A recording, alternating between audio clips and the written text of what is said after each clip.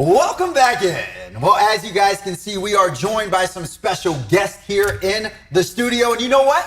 We're making history tonight because for the first time in the history of this show in this studio, we have a JUCO football team on the show. So it gives me great pleasure to introduce you guys to the Sierra College football team. And representing the Wolverines right over here to my left are players Jalen Bryant, also known as JB, and D'Angelo Lewis.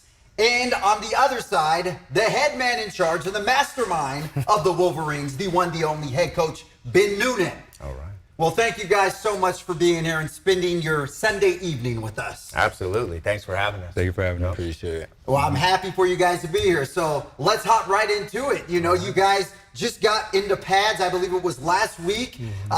How does it feel getting ready for another season? Obviously, your first game is less than a month away. How are things feeling in camp so far, and how excited are you guys for this new season? I'd say I'm super excited. I just can't wait to start, but I know these last 20 days, you got to just put in the work because, like we said, we playing the defending state champs, so I know they ain't going to take us light. We ain't going to take them light, so we just got to put in the work. It's been a grind, but we're all hungry, and we want it all, so we're coming for it. Do you feel that you guys have a target on your backs this year and teams will be gunning for you because of the success you guys have had recently? Well, I don't think San Mateo, which is the defending state champs that we're playing in week 1, is going to take us lightly because we went up to their place, played them very tough last year. It was our only loss through the first 7 weeks of the season. So they'll be coming in ready to play, and we'll welcome them to the heat here in Rockland.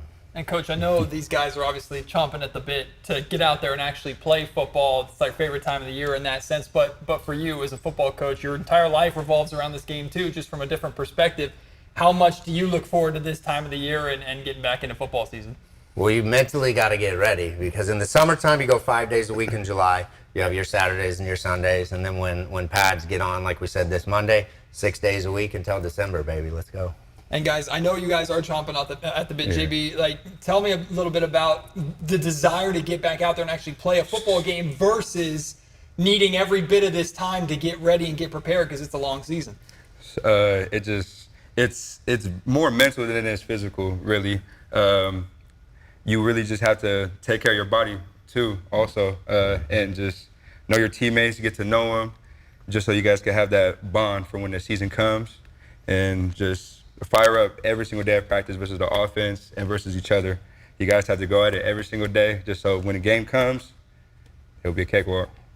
Now, you two are seen kind of as the leaders of this team because of your experience and outstanding play on the field. How much pride do you guys take with that role, and how do you embrace that responsibility? I embrace it really well. Like every day, like the team we got right now is considered as a newer team because we got a lot of incoming freshmen and a lot of transfer guys. I just remind them every day that like don't take it lightly. Like take every chance you get and just make the most of it because college is different from high school. Why do you feel that JUCO is just as important or a great place to come and play, get your education, and then go on for those who may kind of overlook JUCO or may not necessarily see the significance in it? JB, what do you say?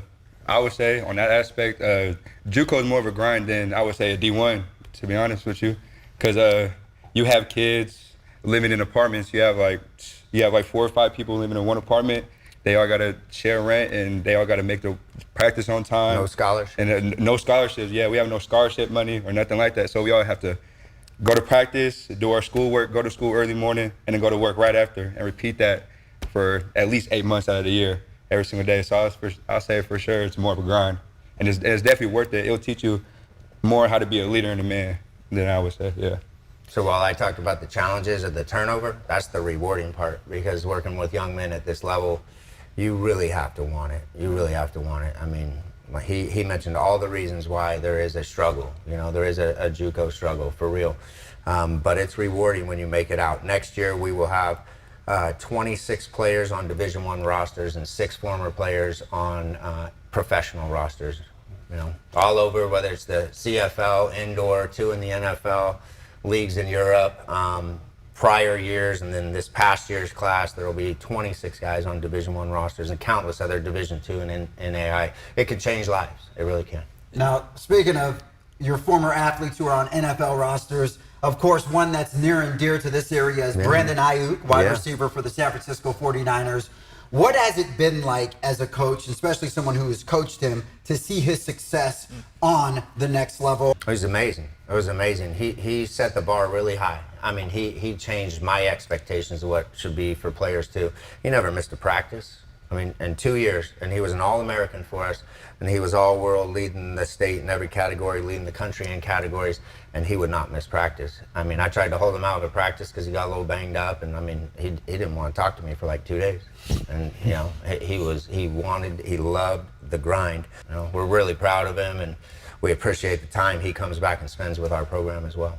Well, JB, D'Angelo, not only are you guys representing Sierra College and the Wolverines, you both went to Intercom High School. You played together at Intercom High School. So you're representing the Intercom legacy on the next level in a lot of ways, but also, like, what are the advantages? And you're not the only ones. You've got teammates also from Intercom that you played with. What are the advantages of going to that next level where the game is different, but with familiar faces, guys you already went to war with for at least a handful of years? I would say that we all have that bond still, and JUCO just makes it even stronger, and it teaches us that, you know, wherever we go, we're always going to have that bond, really, as it is. Yeah.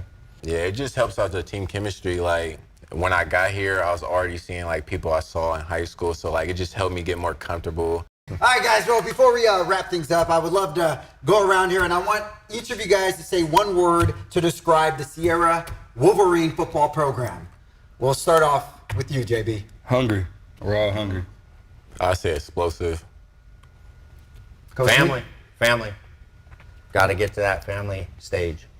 All right, they are hungry, they are explosive, and they are family. Ladies and gentlemen, they are the Sierra College Wolverines.